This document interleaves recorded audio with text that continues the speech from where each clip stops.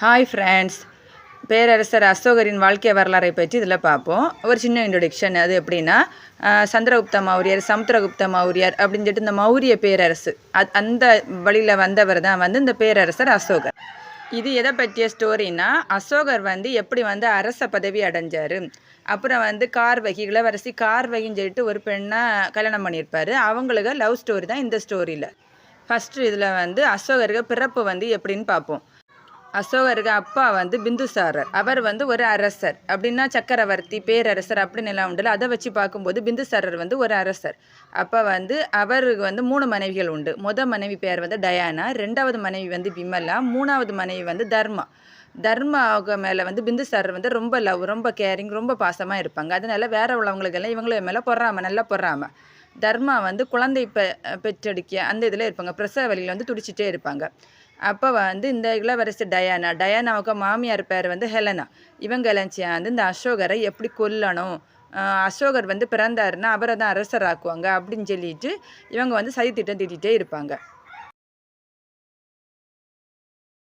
ஆனால் அசோகருக்கு தந்தை பிந்துசாரர் இது பற்றி ஒன்றுமே தெரியாது. அவர் ஊரில் உள்ள எல்லா மக்களுக்கும் தங்க நாணயங்கள், காசு அப்படின்னு சொல்லிட்டு பரிசு பொருளாக கொடுத்துட்டு இருப்பார்.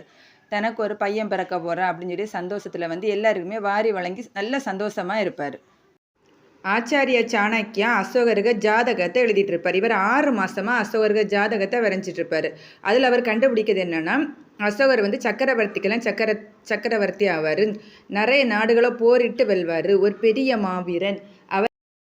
அவர் சக்கரவர்த்தி ஆகியதை யாராலுமே தடுக்க முடியாது அப்படின்னு கண்டுபிடிப்பார். இதை அரசர்கிட்ட சொல்லகாண்டி, பிந்துசார்கிட்ட சொல்லகாண்டி விரைந்து போவகாண்டி கிளம்பிட்டு இருப்பார்.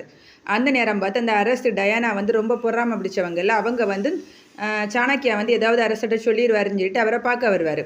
நிறைய தங்க காசுகள் எல்லாம் கொண்டு வந்துட்டு சாணக்கியர்கிட்ட, நீர் அசோகரை பற்றிய உண்மையை பிந்துசார்கிட்ட சொல்லக்கூடாது, நான் இவ்வளோ தங்க காசு தருவேன் அப்படின்னு சொல்லிட்டு சொல்லுவார்.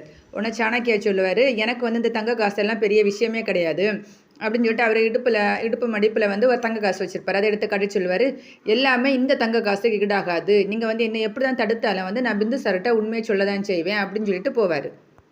அரண்மனையில் அசோகரை கொல்லகாண்டி இந்த ராஜமாதா ஹெலனாவும் அவருக்கு கூட ஒரு மந்திரி உண்டு, அவருமா கொல்லகாண்டி சதித்திட்டம் தீட்டிட்டு இருப்பாங்க.